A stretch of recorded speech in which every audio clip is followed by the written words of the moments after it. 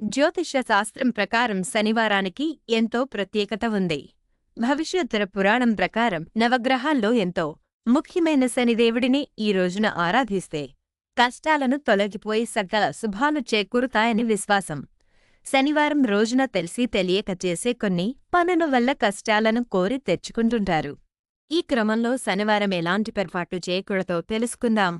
శనివారం నువ్వుల నూనెను కొని తీసుకురావడం మంచిది కాదంటారు. అలాగే ఇనుముతో చేసిన వస్తువులు, నలుపు రంగులో ఉండే వస్తువులు, నలుపు రంగు వస్త్రాలు, ఉప్పు, పత్తి ఈ రోజు కొనరాదు.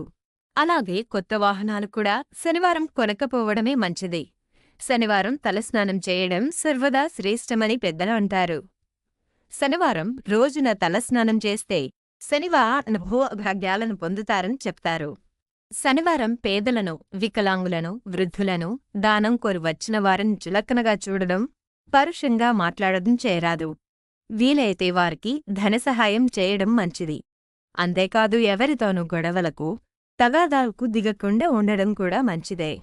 ఈ పరిహారాలతో ఆర్థిక సమస్యలు దూరం. శనివారం కొన్ని ప్రత్యేక పరిహారాలు పాటించడం వలన ఆర్థిక సమస్యలు దూరమవుతాయని పండితులు చెబుతున్నారు.